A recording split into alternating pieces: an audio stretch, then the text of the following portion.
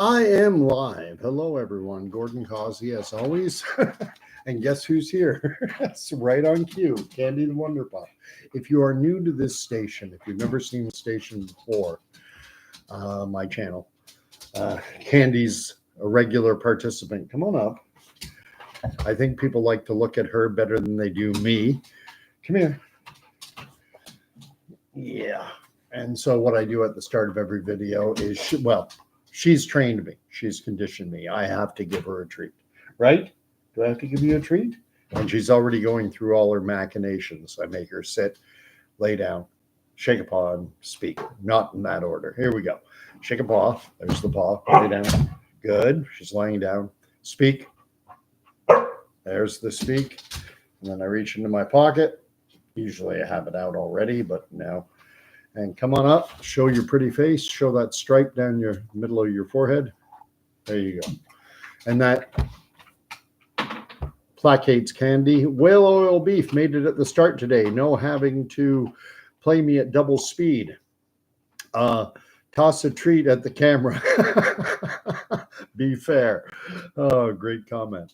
Before I get rolling, I'll say the standard line that a lot of, I guess I'm a YouTuber, miserable and pathetic though this station is. I believe it speaks to authenticity. I'm not no massive production values, not wearing a headset, don't have a mic in front of me, don't have all the trappings of, Captain YouTube. Just a 58-year-old guy living in southeastern Ontario, throwing my voice out into the public square, trying to inject my thoughts, views, opinions into the public discourse. That's what this channel has evolved into, more or less. And so if you do like it, if you do enjoy this, and incidentally, whale oil beef is here. I have a number of individuals, probably 20 or so, who I will say are regular contributors. And they're fantastic. And so if you want to join in and talk on the live chat, if you catch up with me when I'm live, or if later you come on and you want to inject your thoughts, tell me you like what I have to say, you hate what I have to say, or you think I got something wrong, or you think whatever the case, the comment field is down below. Fill it up. I enjoy the comments. I enjoy the engagement. I think everyone knows by now that when you engage with social media, when you engage with digital media like this, creating content, whether it be a post on Instagram, a TikTok video, or a YouTube video, or whatever it is, whenever people engage with you, you get this little dopamine, endorphin, whatever it is, a little chemical reaction in the brain. And it's a naturally occurring little happy drug. It can be dangerous because it can become addictive. People get hooked on, addicted to engagement. And what speaks to that is how we deal with people live face to face, is people regard their device as being of primary importance and actual live personal face-to-face communication as being secondary. You see it all the time. People are sitting in community, in a lunchroom, in a social setting, and they're more concerned with their phone than they are with the person that's present with them in the flesh. And I think that's a sad commentary on this world. I do not, my cell phone, my old S3 2013, like a 10-year-old phone, which I disconnected from I canceled my cell phone plan. So I no longer have a cell phone. I still had the actual phone, but it wasn't connected to a plan. And I would simply use it for either a camera, or I would use it to hook up to the internet when there's Wi-Fi available. So if I wanted to check something, because let's face it, you go and you sit down, you have a coffee, and everyone's sitting there, no one's talking to each other. And everyone's just staring at their phone. And a lot of times I kind of rage against the machine. And I find I have some great conversations. There's a coffee shop I go to at lunch, and it's frequented by a lot of older people, older than me. I'm 58 now. And in the context of the town in which I live, this is a big retirement area. We have a large retirement community in this town. There have to be at least, I think there are now 4 retirement residences in this town. And then there are a number of people who are still living in their own homes who are retired. And I've had a number of people talk to me about the fact that, boy, it was nice to have a conversation with someone. And typically they're older individuals. So anyway, I'm putting out a lot of preamble right now. But one of the things I do on this station a lot is I talk about my Christian faith. And there's something of a theme that's been running through my mind. And it centers around John's Gospel, chapter 1, verse 5. And I tried to say I tried to do it up by memory yesterday. My memory isn't always that great. Broadly speaking, it's pretty darn good. But when it comes to getting down, I like to nail things down, especially scripturally. So chapter 1, verse 5 from the Gospel of John, one of the fourth of the 4 Gospels in order. It says, "The light shines in the darkness, and the darkness has not overcome it." This is the word of the Lord. Thanks be to God. I'll read the first 5 verses because it's very short, and I should commit this to memory. "In the beginning was the Word, and the Word was with God, and the Word was God. He was in the beginning with God. All things were made through him, and without him was not made anything. And without him was not anything made that was made. In him was life, and the life was the light of men." And then the money verse, bit of a trite expression, but that's what I call it. The money, this is where it hits you. "The light shines in the darkness, and the darkness has overcome it." We're living in a dark world. This world is dark, and it's getting darker, and there are storm clouds on the horizon. And we're told that there's light. We're told that there's light, but there are different kinds of light. And I was thinking over something I learned within the past year or so, and that is with respect to light, what I'll call the scientific properties of light. We all know what light is, broadly speaking. You have the sun. We have artificial sources of light, like from a light bulb or a lamp. And the light bounces and refracts off of everything. I have 2 lights over top of my head right now, and there are some shadows, but nothing's in complete darkness because the light bounces off the walls. It refracts. Light moves all around. But then I'm not exactly sure when we started to work on lasers. I'm assuming it was probably in the 30s, 40s. It's within the last 100 years or so that we started to learn how to direct light. And we've all seen a laser pointer and how it is able to send directed light that doesn't bounce all over the place. And they've even gone further, and they've made light purer. And it's a little hard to understand, but when you take sunglasses, they have horizontal lines that filter out a lot of the light. And the lines that they use, this protection, UVA, UVB, they're lines across, and they only allow a portion of the light to come through. But if you take a polarized set of sunglasses, and the lines are like lined up with my fingers there, and then you take another one and set it at right angles, and so that now hardly any light, only the purest light will get through that type of polarized filter with however it works. I'm not a scientist. We'll keep only everything but the purest light. Only the purest light gets through. And then we find out that there are different types of gemstones. And broadly speaking, there are 2 specific type of gemstones in terms of a specific property. And the property, I had to write it down, is called isotropic. There are isotropic gemstones, and then those are called anisotropic gemstones. And an isotropic gemstone, basically, when you put this pure, unfiltered light, the light that can get through that example I gave with the sunglasses at right angles to each other, where only the purest light gets through. When you take that purest form of light we've been able to manufacture or create and put it through an isotropic gemstone, it's blackness. A diamond, for example, is an isotropic gemstone. And what that means is that in natural light, in the light that we get from the sun and our lamps and everything, a diamond sparkles. Sparkle, sparkle. A diamond sparkles in this earthly light.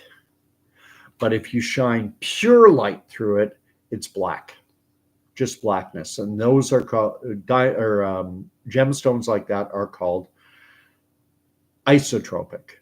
Then there are other gemstones, precious and semi-precious, which are called anisotropic.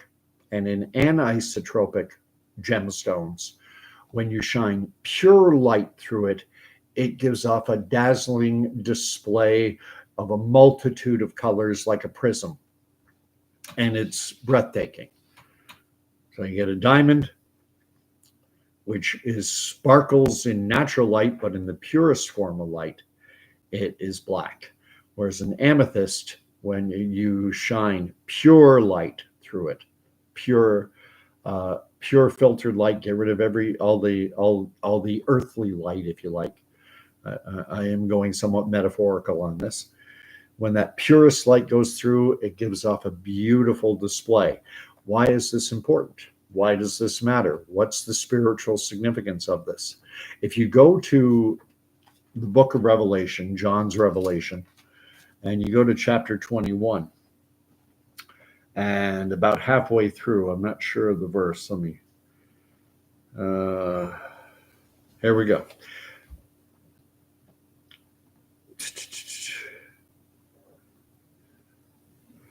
Okay, when it's talking about the New Jerusalem, which John saw descending, and it's in chapter 21. If you start in verse 18, and John is describing the New Jerusalem, he describes it as 1. The wall was built of jasper, while the city was pure gold, clear as glass. Here's where it starts. The foundation of the wall of the city were adorned with every jewel or gemstone. The first was jasper, the second sapphire, the third agate, the fourth emerald, the fifth onyx, the sixth carnelian, the seventh chrysolite, the eighth beryl, the ninth topaz, the 10th chrysoprase, the 11th jacinth, and the 12th amethyst. And the 12 gates were 12 pearls. But there we have, from verse 19 through to verse 20 inclusive, over those 2 verses, we have John describing the gates, or the foundations of the wall, and the stones with which they were adorned. And those 12 stones are all anisotropic gemstones. There's no diamonds, there's no emeralds, there are none of the isotropic, the ones that just show off black in pure light. All 12 of the gemstones enumerated in John's Revelation chapter 21 are anisotropic, that show off a dazzling display and are beautiful to behold. And could that be an accident? Anything could be an accident. But the chances that all 12 of the gemstones that were enumerated that John saw in his revelation, that they would all be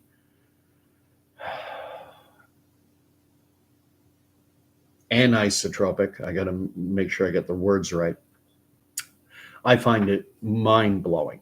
I find it comforting, reassuring, and it tells me that these words are true.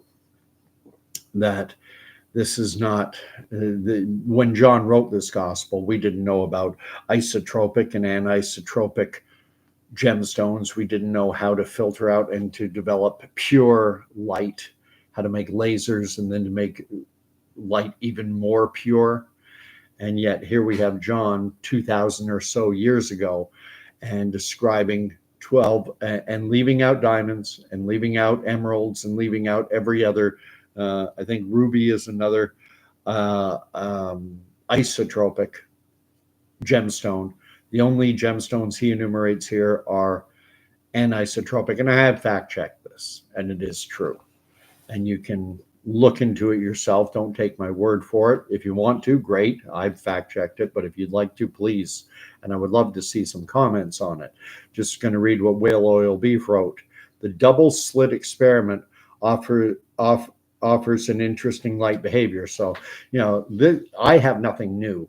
I often reference a book in the Bible called Ecclesiastes. It's in the Old Testament, believed to have been written by Solomon later in his life. And it's in that book where the writer says, there's nothing new under the sun. Everything is just vanity. Everything is just chasing the wind. I have nothing new. And anyway, in my last video, I was also talking about the fact that I've decided to, we're living in a dark world. And I feel very sorry for the kids growing up in this world today. And when I talk about kids, I'm talking about kids in and around the age of 20, specifically. When the COVID era hit, these are the kids who lost their grade 8 graduation, their prom, their high school graduation, their university convocation, their Sweet 16. These are life events that you do not get back. These are important. If you think back and put yourself into your mindset you were when you were in that age, 12, 13, up to early 20s. And these events don't come back. An annual vacation, well, there's next year, but you don't get your high school grad and your prom back. You don't get your grade 8 graduation back or your grade 6 graduation. You do not get these life events back. I've often said that I would trade gladly any year. You can have any year of mine post the age of 40, and I'll trade it for a year when I was, say, 12 to 24. Those are your, an old expression, those are your salad days. That's when life is good. And I feel so bad for the kids who are growing up and we're in that age range starting in 2020 and going through to 2022, 2023, when the world was turned upside down by COVID and we're no longer going to school. They shuttered the schools, and forget, and that goes without saying. They got no proms. They had no prom, no graduation, no convocation, no Sweet 16s. In the town where I live, what happens is they have a parade every year for the graduating students. Little small town Ontario, well removed from, kind of very isolated, this little town I live in, and it's wonderful. And they have a parade, and the kids go marching down the main street, the graduating class from ENSS, East Northumberland Secondary School. I didn't grow up in this area. I moved here in 2015 when I was posted into CFB 8 Wing to Trenton, the Air Force Base here, working at a radar station and the communication center. And so I didn't know this town at all. Very few people do. I mean, it's only right now, as things stand, I think we're about 14,000 people in this town. Wonderful little town. But now the parade obviously was canceled. And in this town, they tried to organize and get a parade to go through the downtown where kids would just drive in their cars or would have their parents drive them so that they could still have the experience that all the generations before them had. And that first year, they wouldn't let it go down. It was just too dangerous. We can't risk it. You know, we could have hundreds and thousands of people out protesting for what happened in, I think it was in Minnesota, wasn't it? Or Wisconsin, Milwaukee, I forget, the George Floyd incident when he was an officer knelt on his neck for, oh, I don't know, 20 minutes or something like that, and eventually killed the man. And that erupted into all these BLM protests, Black Lives Matter. And that was then all of a sudden the rules didn't matter. Prior to that, a kid playing basketball outside by himself in Ottawa was fined hundreds of dollars just for shooting some hoops outside his house, just on a, you know, and he was given a fine in the hundreds of dollars. I'm fairly certain it was tossed out of court. I certainly hope he never paid the fine. But and then just shortly thereafter, you know, well, okay, you can gather outside in the hundreds and even thousands, and politicians like Doug Ford and Justin Trudeau and Jagmeet Singh and the rest of our, you know, hypocritical politicians will all join in with the protests, because now all of a sudden we can gather in large groups outside. And so many contradictions that went on. In my province of Ontario, they declared that 270, 280, almost 300 industry business groups were declared essential. And those individuals working in those industry groups were allowed to go to work because they threw this little label on it and said, you're an essential worker. And that always bothered me, because every human being in God's eyes is essential. And to label someone as being essential based on something as arbitrary as their job annoyed me. And the contradictions in it were massive. If you worked in the tobacco industry with the growing, cultivation, harvesting, packaging, distribution, retailing of cigarettes, oh, well, that's essential. But a woman working in a restaurant trying to pay the bills, single mother, you know, well, you're not an essential worker. Oh, that woman is absolutely essential. Everyone is essential. That bothered me so much. Just going to read up what Whale Oil Beef is writing. I think of the enfants who missed seeing their parents' family smiles and facial expression, lost development. Oh yeah, people sticking masks, horrible dark times that we lived through. And there's a tendency to want to forget about what happened during that time, and I can understand that. No one likes to dwell on past negative events, and there's a benefit in that. You don't want to wallow in despair and bad times. You want to remember the good times. But there's news out there that I'm sharing my screen now, just to give you an idea of what may very well be coming. See if my screen is sharing. Yeah, it is. And you see this is the Daily Mail, and it says Canadian government warns country to prepare, and of course, no, it flips, to prepare for new virus far worse than COVID. And then they have a companion article which said Fauci wants to bring back masks after contracting COVID. I think they should have to put in that again, because he keeps getting it over and over. It like so many people who just keep getting repeated infections, so many in my extended family. So this came out August 14th. I'm doing this video on August 16th. Coming up on 11:30 p.m. my time, Eastern Standard or Eastern Daylight Savings Time.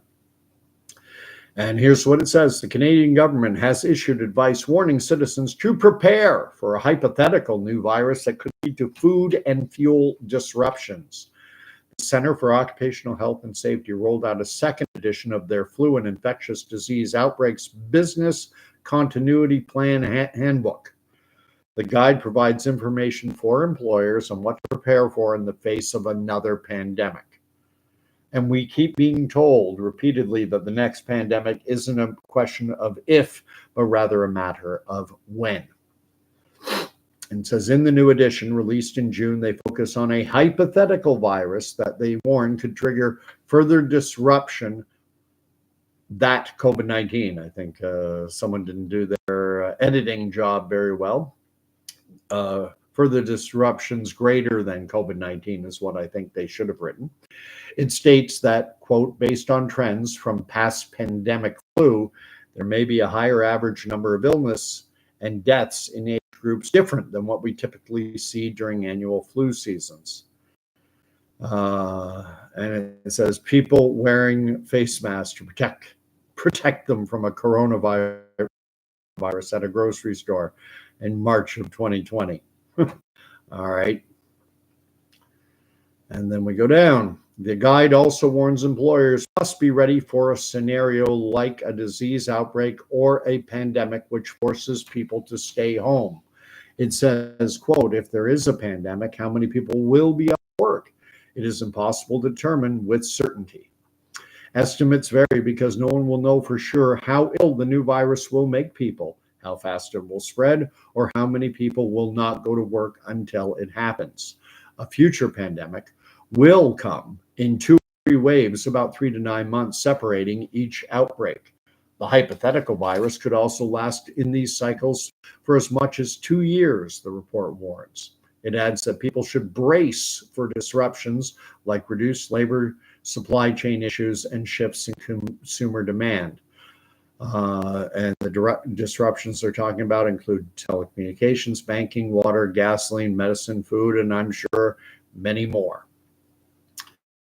It comes after American Dr. Anthony Fauci recommended that people start wearing masks again due to a rise in COVID cases. The number of infections is increasing as part of another summer surge, even though hospitalizations and death from the virus remain at historic lows. The 83-year-old Fauci told people with comorbidities and seniors, you should be wearing a mask in crowded places. Okay, I'm sure there are contradicting opinions to Dr. Fauci's, but of course in the mainstream media, we're only given one narrative, and that's just the world we live in. He also revealed he had contracted COVID about 2 weeks ago. It was his third COVID infection, and he has been vaccinated and boosted a total of 6 times. Highly effective. World Health Organization officials warn that if the virus continues to spread, it could lead to new mutations and severe infections that evade vaccine protection and therapeutics. Deaths have been generally on the rise since May, but began declining the week ending July 20. They currently hover around 500 per week compared to more than 25,000 in the fall of 2020.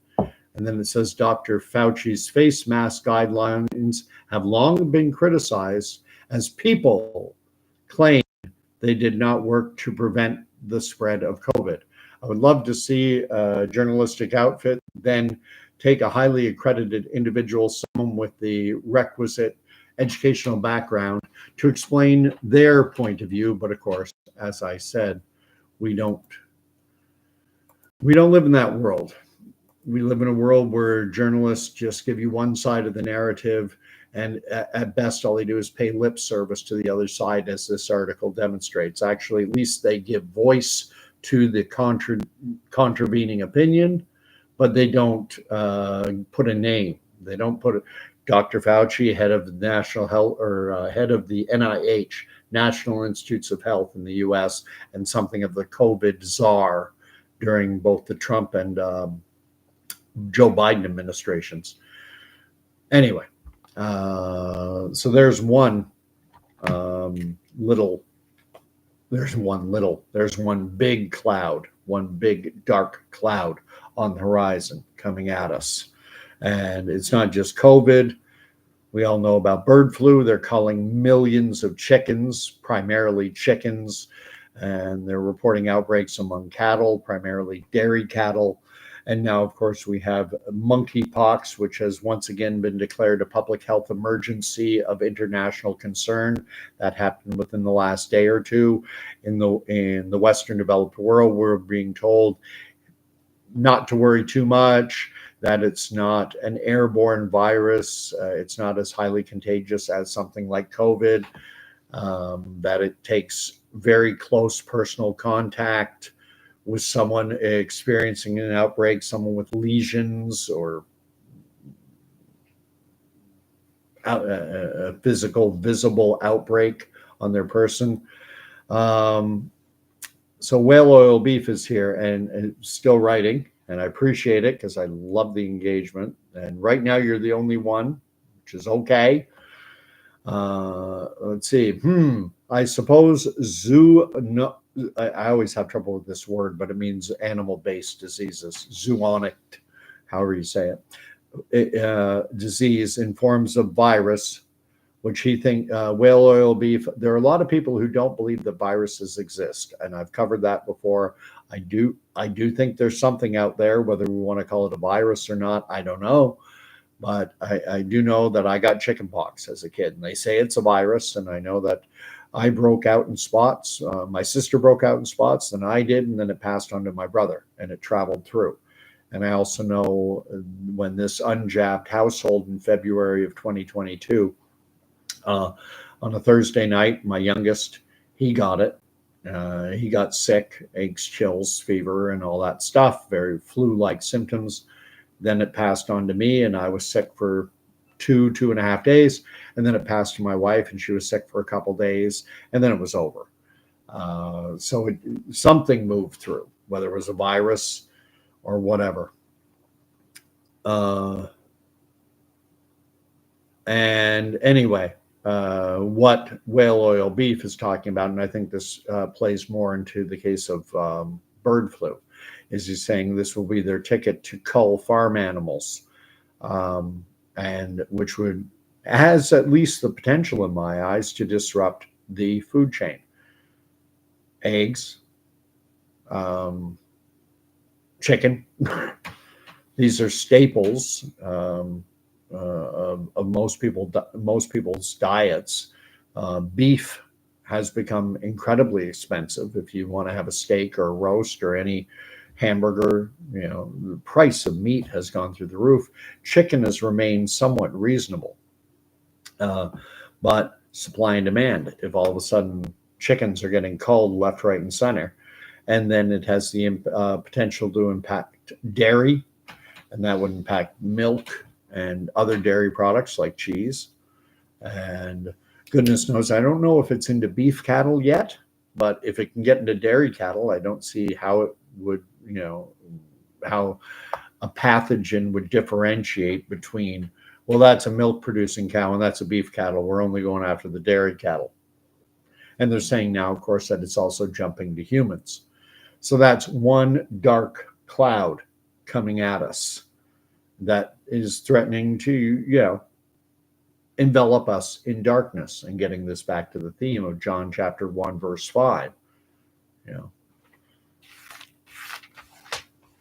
And I like to say things, Luke, John, the darkness has not been able to overcome the light.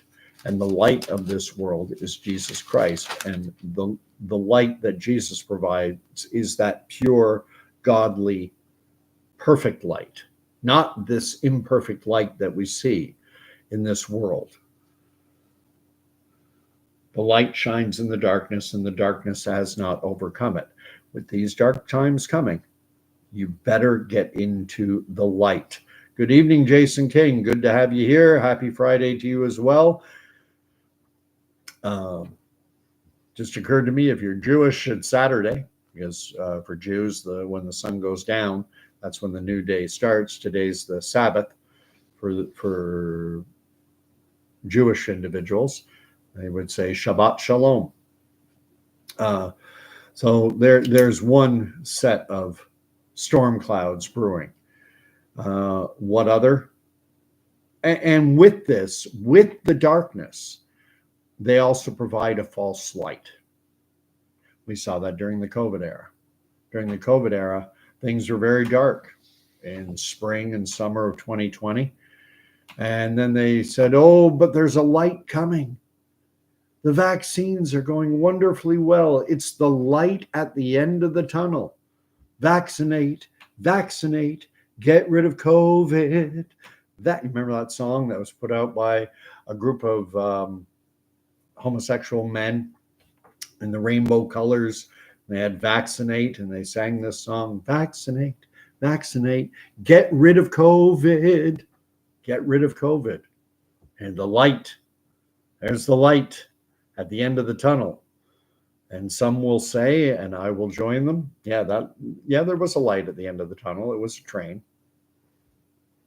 coming at us.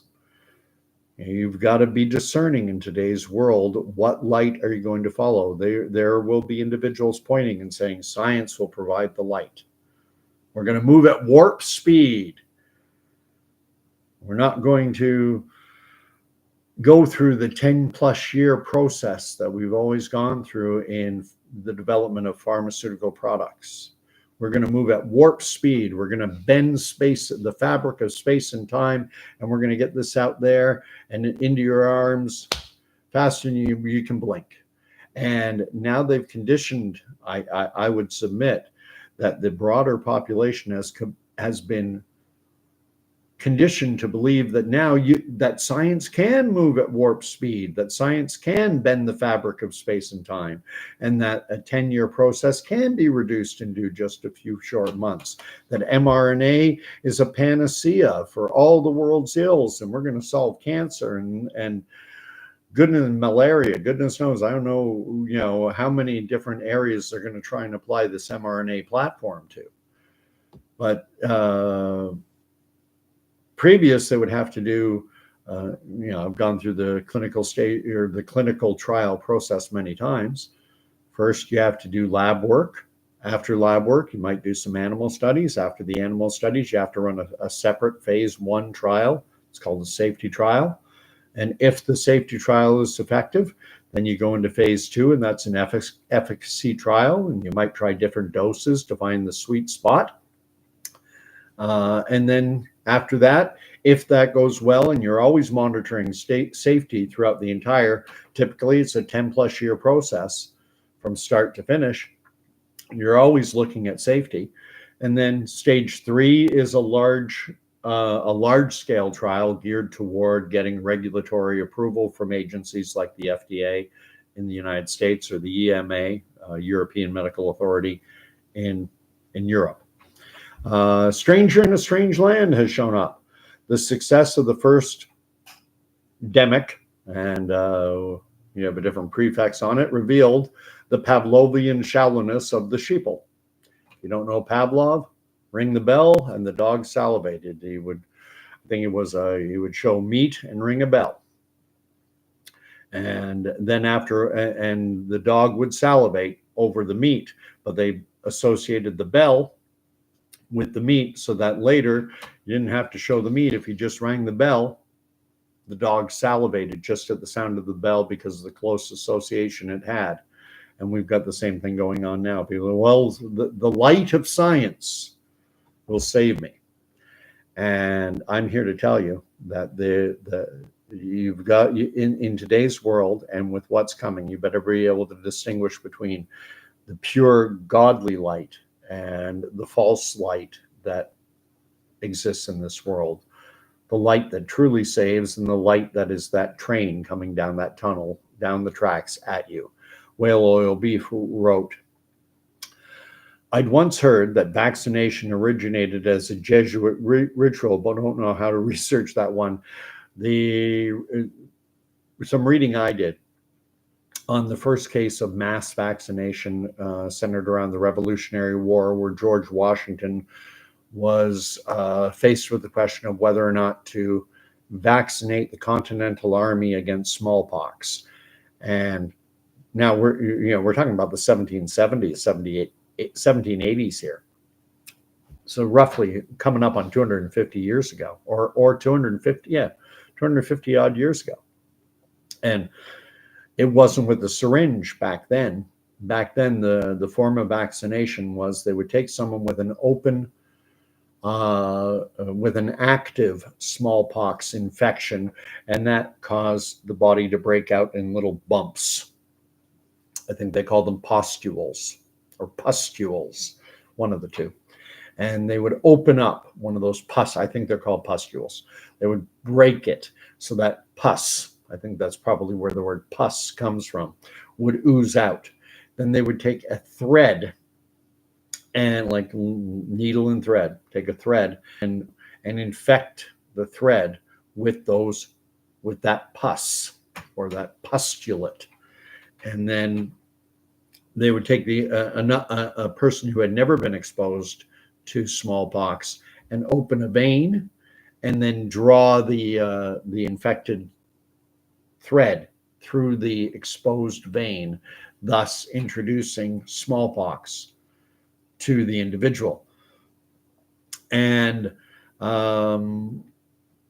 George Washington was weighing, do I do it? Do I not do it? Because his concern was over the fact that the European forces, the Brits and the Hessians, the mercenaries that were from Europe, that the American revolutionaries were fighting against, they had by and large overwhelmingly been exposed and had built up immunity to smallpox and weren't getting sick, whereas the American troops were far more vulnerable. And I believe he ultimately opted to vaccinate, or I think a better term would be to inoculate. And that would be live virus. That would be live active virus being introduced to individuals. And this is the thing. I know it's a thing. It's popular with many. I don't have, full disclaimer. You guys know it. Whale oil, stranger, Jason King. You all know that I have no degrees in medical science. So I know it's popular to say that, viruses don't exist. There are individuals who say that. And I don't have the requisite educational background and scientific background to really get into the nitty gritty of it. The only thing I can speak of is anecdotally my own personal experience with things like chickenpox and historical evidence like smallpox and George Washington's experience. And, what was he exposing them to? Maybe the problem is in the label virus. Maybe that's not the best term. I actually prefer the term there's a bug floating around. When when I was in university and later even in the army in barrack type situations, congregant living spaces, gastro would be a bug that would circulate, and lots of guys would get it. I was noticed in university around exam time. Because what would happen in a resident situation, congregant living, everyone in close contact, shared, communal bathrooms, showers, and the whole bit, is that at exam time, everyone's. I think I believe what happens is kind of your immune system kicks into high gear because you're under stress and adrenaline, and you're worried, and everyone crams for their exams, and then the exams get written. And the stress, it's over, and that's when people get sick, is because I think the adrenaline is gone. That was giving them a boost. So, anyway, the health front, we got lots of things there. On the political front, we have more light, more false light, the way I look at it.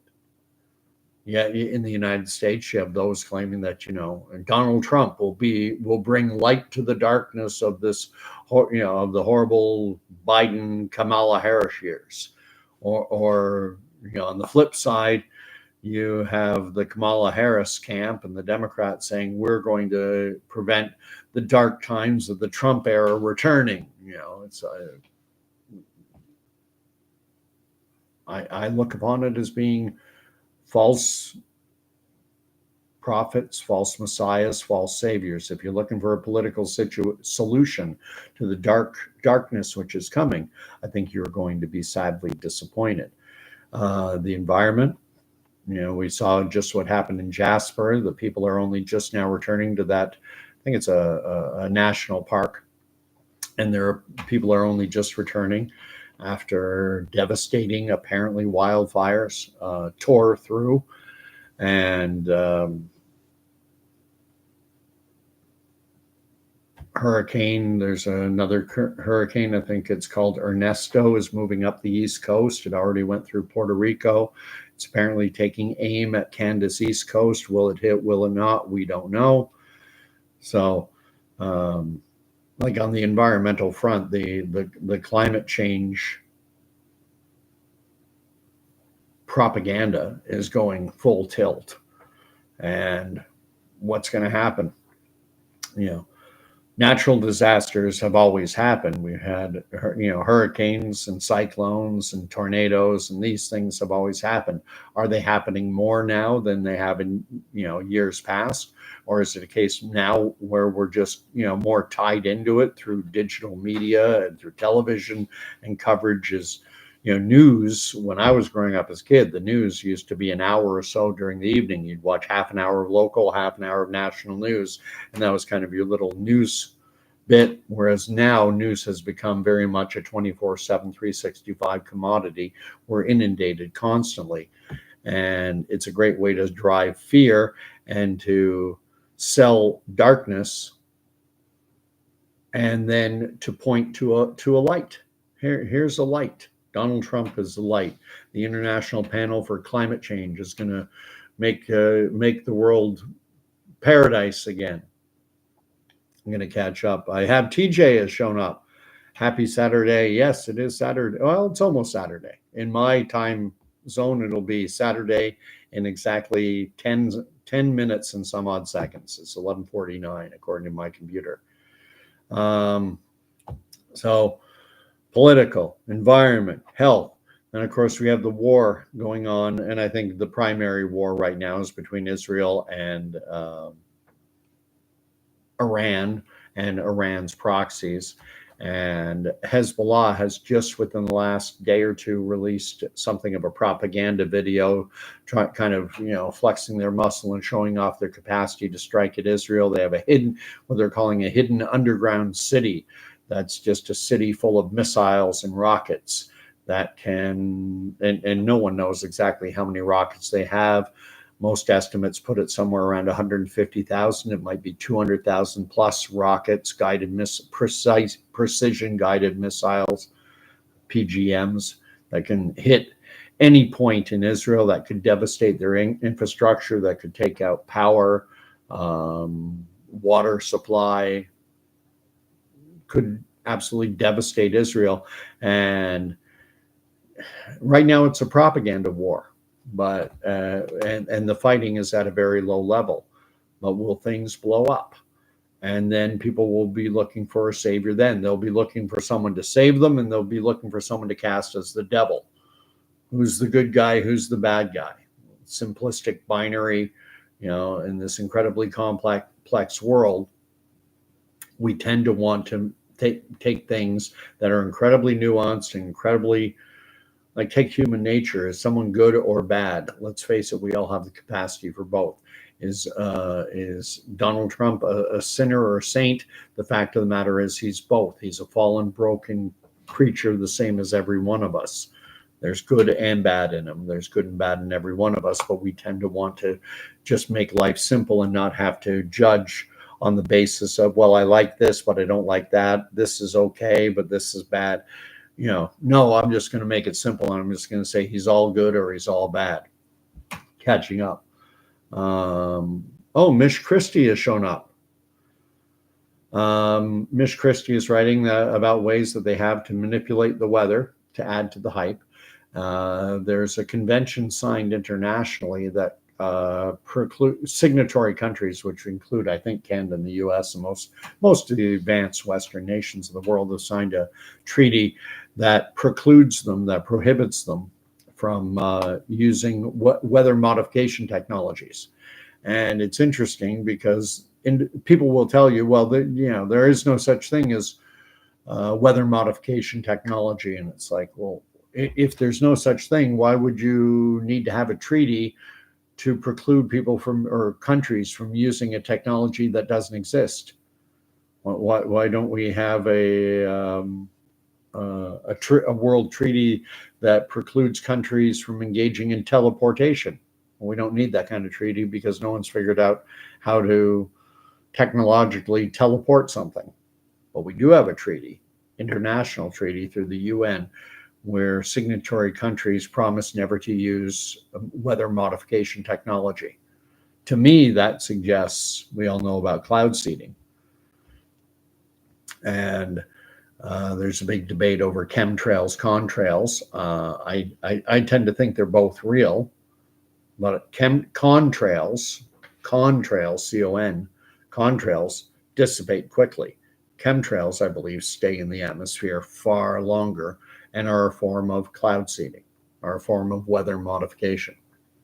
And it's actually gone mainstream, talking about cloud seeding and how they're able to put, I don't know what it is, ionization type crystals or something into the air, which help create cloud cover and then rain. A lot of comments coming in now. Whale oil, right? It's unscathed, full growth trees in Jasper survived right beside burnt buildings. I would think when they talk about these fires that are hot, the ones that happened in Hawaii, certainly, where they were hot enough to melt the windshields and the windshields and the glass on cars. If fire's burning that hot, you would think that it would suck all the moisture out of something like even a fir tree and just leave it as a charred stump if it's managed to stay up. And yet you had green trees. I'm not going to answer the question one way or another. I don't want to get stepped on again by YouTube so quick, but it is a question, and I think it's a reasonable question. TJ writes, I try to understand space weather. They say Earth's magnetic field is extremely weak now. I suspect this will have, that's the thing about weather and climate, is the fact that I think we understand very little of what impacts the weather. And I mentioned this in a video previously about how we know more about the sky above us than we do about the ground beneath our very feet. The deepest we have ever dug down towards the Earth's mantle is 17 miles, and we didn't make it to the mantle. That was actually the Russians, or I think it was the old Soviet Union up near the border with Finland. They dug, I think it's 17 miles into the earth. In one location, they had to stop because the drill bits were melting. It was significantly hotter than what they had anticipated it would be. I think and this is just a generalistic comment on my own part with nothing to back it up, but I think there's potential there that the ground beneath our feet has an impact on the weather up here. And I always question, I look at Madrid and I look at the, Spain and Portugal, and then I go across that line of latitude to North America, and Spain and Portugal, they're very temperate. They're very, much warmer than the corresponding location across the Atlantic Ocean. And, they're both coastal. I have read that they say that it has to do with ocean currents and the circulation of warm water up from the Gulf, and things of this nature. But I don't know, that's the explanation they give. But is it sound? I don't know. I question. I look at where Iceland is and look at the corresponding locations, or even Great Britain, corresponding locations on the same lines of latitude in North America. I look down south and I look at Argentina, And I say, well, why is it so warm down there? Whereas when you get if you go as far north of the equator as some places in Argentina are south, why is it so much warmer down there and not up in our end? And yes, the sun is the source of heat, but is there a source of heat beneath our feet that we don't fully understand yet? We know it gets hot down there. We dug that hole 17 miles heading toward the mantle, couldn't make it because it was too hot. Drill bits started melting. They anticipated heat, but not that degree. We know more about the sky above us than we do about what lies beneath our feet. So the environment, I think things are going to get bad. There was a case in the last 2-3 weeks where there was a massive flood down the Don Valley, which is on the east end of Toronto. There's a river called the Don River that flows into Lake Ontario, and it flooded over. And I think the Bayview Extension and parts of the Don Valley Parkway got flooded. And people, of course, say climate change. I wonder about how much of that was impacted by all the building that's gone on in what they call the green belt, north of the city, where this water is all coming from. They're concrete and paving over everything, and then the watershed is gone. The water needs someplace to go, and it goes into our lakes, rivers, and streams, and gets into the Don River and comes washing down.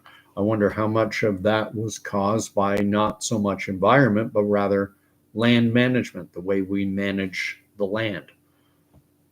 Concrete and paving everything over. Gosh, a lot of comments reading. TJ needs a coffee. And then TJ also writes, there is, of course, weather modifications. They admitted that they now have many techniques. Yeah, that was in the news within the last month or so. Kind of rehabilitating those who said, weather modification, that's a conspiracy theory. Now it's real. Now it's being reported in the mainstream.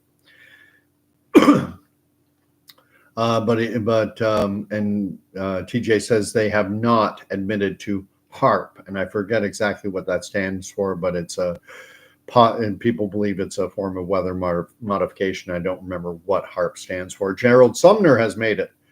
Still weighing the same. Not sure what you're writing. TJ writes, I was a skeptic on the chemtrails until I was deep into the woods and I saw a perfect grid up in the air for hours. I used to be skeptical on it as well, and I still don't like to say that I'm, all in on it, but at the same time, I'm far more in that direction than I used to be. I used to be, oh yeah, chemtrails, right? Yeah, sure. So many of the things that used to fall into the realm of so-called tinfoil hat conspiracy theory. If you had told me that they could, if you told me 5 years ago that at some point they'd be able to come out with a pharmaceutical product for a novel virus within months, I'd go, yeah, right. It takes 10 plus years. Come on. You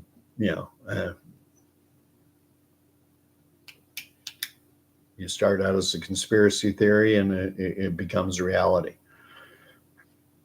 Whale oil, the Kola borehole, Russia. That's the hole that I was referencing up near Finland. I believe it's on the Finnish border, or was, and it was a while ago. Like I think we're going back to the 80s or 90s. It was a long time ago, and I think China is starting to do it again. I think China is trying that. They have an endeavor that's more current, where they're trying to go down and bust through the mantle. Anyway. TJ says we don't realize we're getting. I think you're getting back to the wildfires in Jasper and other places, and we don't realize the amount of water that one tree can absorb. Oh, it's enormous. Yeah, and I think you're right. I don't think we realize how much water is in there. But then when I look, if a fire is raging hot enough that it will melt a windshield on a car, and is burning for hours. I find it beyond curious that a tree would maintain an evergreen, a fir tree, something like a pine, that it can maintain it, that those needles wouldn't all just, blacken and fall off. I mean, I've driven through areas that have been either control burned or experienced fires, because they do control burns every now and again, or at least they used to. And you see just sticks, and you don't see pine needles on anything. I've seen that, and then I see these images, and these are images. I'm not seeing it firsthand. Not going to drive out to Jasper, Alberta. Whale Oil writes, my 90-year-old father remembers the prairies being further flattened, and they couldn't hold back the snow melt like in the old days. Okay. TJ writes, hot stream. And that the water absorption is more in reference for floods, sure, so that the root system doesn't get, so you don't suffer from root rot. You need to, take up all that water. And TJ goes on to write, when it comes to fires, I think the fire takes its own path sometimes, the easiest path. Yeah, it's like in the old days, the way I understand, my dad told me this story. I don't know whether it's true or not, but he said when they would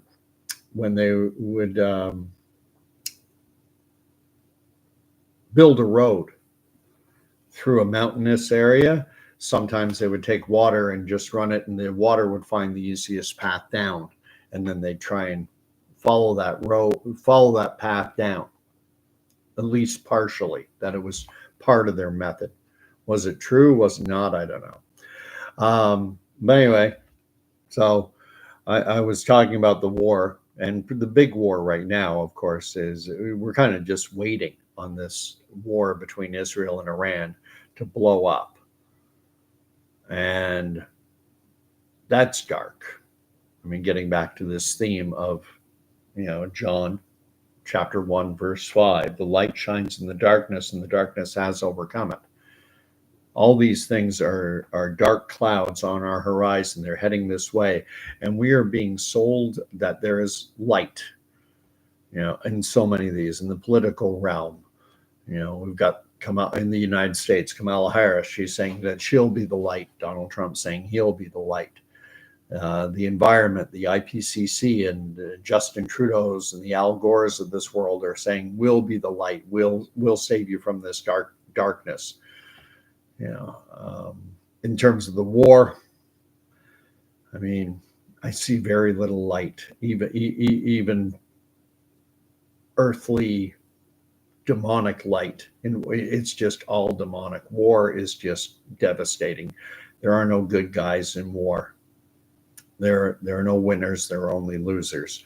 I went through the whole health, all the health clouds coming out, the economic situation in the world, the introduction of CBDCs, central bank digital currencies, the debt crisis that the United States and much of the Western world is in, how we're ever going to pay back the goodness knows, it's got to be trillions of dollars now. And what comes out, millions when I was younger, that was inconceivable. And that then billions became the new term. Millionaires are yesterday's news. Now you need to be a billionaire. Well, I think we've already got a trillionaire or two. And I'm wondering how long will it be how long will it be before trillionaires become what millionaires used to be? And then the last one I have written down is cyber attack. If this internet goes down, and we're looking at a lot of dark, scary clouds out there. I'm just going to read a few things, and I'm going to wrap up with what happened to me today at work and following up on my video of yesterday. TJ writes, the evil powers in this world love forever wars. And they tried to make one in Ukraine and have one in Israel too. And I think there's very much, I've said this right from the beginning, starting back on October 7th. It was on April 30th of last year that I made 3 predictions, and that was the one that came true. I said, one, there'd be the declaration of an international climate emergency or something along those lines. Never really happened. I said that I could foresee a pending health emergency being declared like COVID was. That never happened. And I said I could see a war breaking out, something, either an expansion of Russia, Ukraine, or another war breaking out, maybe in the Middle East. And that one came true. So 1 out of 3. If I was playing Major League Baseball, I'd be in the All-Star game. But I still think those, now I've kind of expanded it. I think we're going to be hit from so many different sides that it's going to overwhelm us, and the darkness is going to be so real and palatable that people will start gravitating toward anything sold as light. And I think we better know what the pure light is, the true light, not the false light that is Lucifer, but the true light that is Christ. And that's why if you go back to the start of the video when I was talking about isotropic isotropic and anisotropic gemstones, and how in the book of Revelation, the stones at the foundation of the walls of Jerusalem are all anisotropic. They show off a dazzling, beautiful display when exposed to pure directed light. Whereas a gemstone like a diamond, if you shine pure, unfiltered light through it, it's just black. It sparkles in this earthly, demonic light, but under pure, godly light, it's black. And you've got to be able to recognize what the true light of this world is. I'm just going to keep reading. Yes. TJ goes on to write that politicians are always very generous with their voters' money. Don't worry about the typos. We all do it. Illuminati wrote, I thought it odd that the Illuminati game card called Enough is Enough shows a crazed face resembling Trump, then saying snipers will deal with it. I haven't. Illuminati card game. I'll have to look that up. TJ writes, oh, the Illuminati card game. I wish I bought that back in the day. I'm not even familiar with it, so I'm going to have to look into that. Stranger says, the world is primed for the appearance of the fake savior. And I think that's, well, this is getting back. In my video of yesterday, I talked about the fact that it's come to me to the kids today don't know Christ. And I think even my generation, I think people 50 years of age and younger, we've abandoned any pretense toward even, we don't even pay lip service anymore to Judeo-Christian values and teachings. And it occurred to me that, I'd love to talk. I witness to the kids I work with. I work with a lot of kids who are in high school, college, university age, kicking all around the age of 20. Kids will start working there at about the age of 14. And a lot of them are there 21, 22, maybe 24. A lot of kids. My workplace, there's probably 50, 60 people in total. And there's probably 25, 30, what I'll broadly call kids between the ages of 14 and 24. And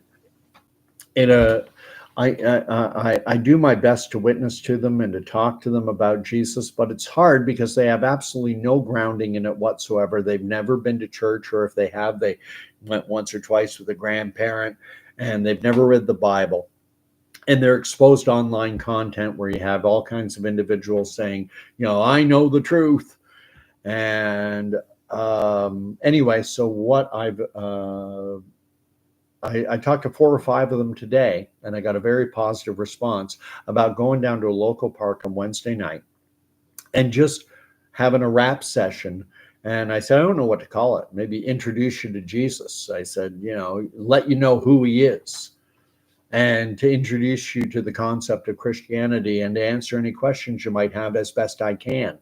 And but I framed it by saying to these kids, like I was talking to Owen today, and I asked him, if he ever went to church and all that. And he said when he was little, he went, but not much. And he has some friends who are religious, but he doesn't know much about it. And he's a little curious, but he's so busy, he doesn't have time, blah, blah, blah. And I said, well, what I want to do is on Wednesdays at the local park under the pavilion, just invite people to come out and I'll have a Bible and we'll just, not like a church service, not going to be sermonizing or anything like that. Just kind of an open air session where I'll talk about it and you can ask questions. What would you think? And he was actually receptive. And so was Callum, another guy I work with, and Colin. Who else did I mention it? I mentioned it, Sean. I mentioned it to 4 or 5, all guys so far. And the reception at one has been definitively, I'm going, definitely going to be there. Young lad I work with, Callum. He's 24, 25. He said, I'm going. I'm working. He said, I work Wednesday till 9 p.m., but I'll come right after work. I'll be there about 10 after. Perfect. And what I've been saying to the kids at work is that this world is getting dark, and you better recognize what the light is.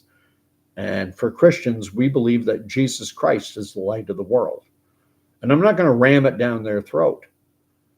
I'm going to just introduce it. I'm going to let the Spirit do the work of the Spirit and pray that the Spirit will open up these kids' hearts. And because they recognize that this world is going to shit. Pardon for the swearing.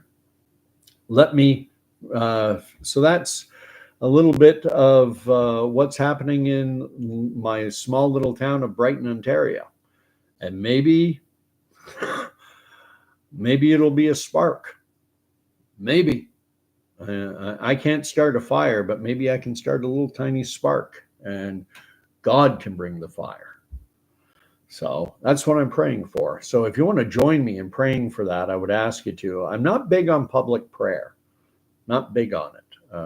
I take to heart Jesus' admonition to his disciples not to be like the Pharisees and to pray in public, so to be seen as such a great guy and so righteous in the eyes of your fellow men, but to go into your room, close the door, and pray to your Father privately as you are in private and say, Our Father who art in heaven, hallowed be thy name, the Lord's Prayer. Whale Oil writes, the game cards come up time and time again. Never knew about it until a few years ago. Yeah, I'm going to have to look that up, the Illuminati card game. TJ writes, it is nasty how every politician right now tries to come across like holier than thou.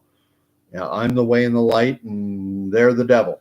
And that's on both sides of the aisle. That's on both sides of the spectrum. Each side projects itself as being the way, I'm the way to, peace, prosperity, and good times. And if you go the other way, it's going to be doom and destruction. Polarization. TJ writes, Steve Jackson games made in the 1980s, I believe. Okay. I'd never heard of this. And TJ goes on to say, Hooked, yes, I forgot about it. Then around 2000s came up again. Yeah, that's what Whale says. They seem to come around every few years, and I'd never heard of it.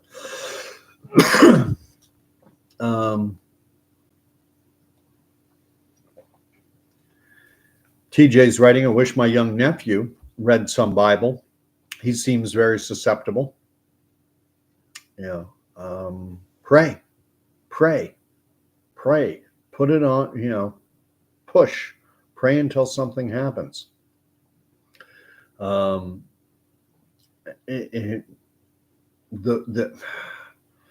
keep coming back to this theme of darkness, which is impending on us. And when things are dark, people want light. And interestingly, I've mentioned on this station before, my channel before, that an old British term for a flashlight was a lucifer. People are looking for a lucifer. What? And that's, if you know the old World War I song, pack up your troubles in your old kit bag and smile, smile, smile. We'll use a lucifer to light your way. Small boys, that's the style. A lucifer is a flashlight. And this is where I get back to the theme of pure light. You have to be able to recognize the pure light. If you read Genesis, in the beginning, God created the heavens and the earth. And God said, let there be light.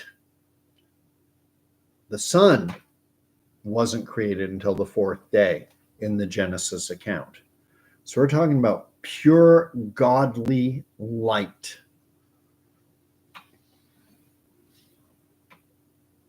The kind of light that you can look at and it doesn't burn your eyes. I don't know how to describe it. We're talking about pure light, good light, not earthly, demonic, fake light.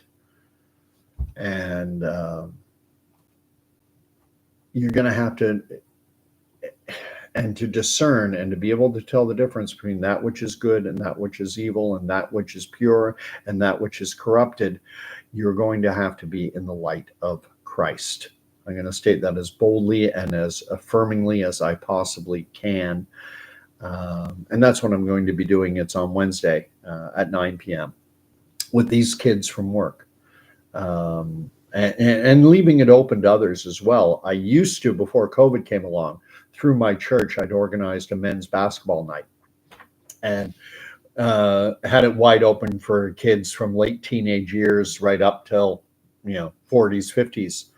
We even had a guy came out who was in his 60s, Phil, and just hoop it up. And it was, I viewed it as community outreach. It was once a week, community, they call it the community use of schools. The church, a group like a church can rent a school gymnasium at a very low cost. And I charged everyone $2-3 a night just to cover the cost of it. And that's what it would be. If it was like $25 a night to rent the gym. It was ridiculously cheap. And of course, COVID blew that up. And now my knees and my back and my joints and everything, I'm 58 years of age. I can't be playing basketball once a week without doing damage to myself. I've been going on way too long. I'm over an hour and 15 minutes. Daniel Copeman was late. He was at a concert. Hope you enjoyed it. That's all great. And Miss Christie writes that lots of lefties call Christians far right. Yeah, I get the label all the time.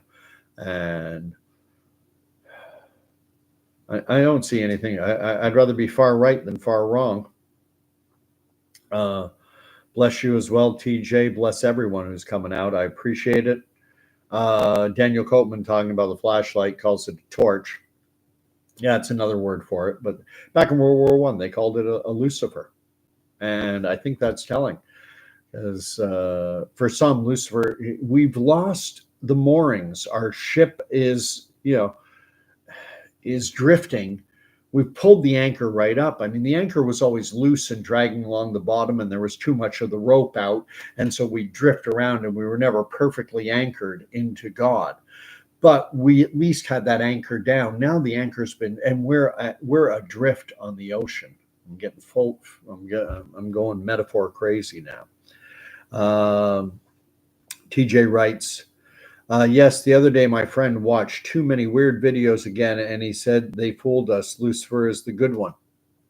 Some people, people are looking. A drowning man will, the anchor metaphor, a drowning man will grab at a rope attached to an anchor. It doesn't take the time, doesn't discern, just sees a rope coming to him, grabs at it, even if there's an anchor at the other end that's going to drag him to the bottom and to his peril. And that's the world we're in. And Jesus Christ is the true light of the world, the way, the truth, and the life. Well, it'll be if grandparents called them the lanterns. Wow, you must be old, because that's old. The old days of lanterns. I remember I bought one. I was into Pioneer stuff. I was a big Davy Crockett fan when I was growing up in New Jersey and New York and Oregon. Loved Davy Crockett and the Frontier and Daniel Boone and Wild Bill Hickok and all these. And so I bought myself an antique style lantern with kerosene just because I thought it would be neat. At any rate, thank you for watching. Pray for my Wednesday night little get together. Pray that some kids come out. I don't care what. I'd like it to be at least 3 or 4. I think I'll have one for sure. This Callum I work with, he seems motivated to come, and I hope some of the others will. They seem receptive, but you know, we'll see how it goes. Hopefully, and like I say, I can't start a fire, but maybe I can, maybe a little tiny spark, and then God can send the wind, and God will make the fire. So may the Lord bless and keep you and me. May the Lord make his face to shine upon you, and may he make his face to shine upon me, and may he grant us all in this dark world. May he grant us peace and show us his pure, perfect, and wonderful light. So we'll see you all again soon. Thank you, everyone who came on late, early, or in between. And if you liked it, long-winding and rambly, if you liked it, please hit the like button. And if you're not subscribed, subscribe. It's miserable. It's pathetic. It's not dressed up. There's no production values. But hopefully you found it authentic, because that's my goal. We'll talk to you soon. God bless. Night.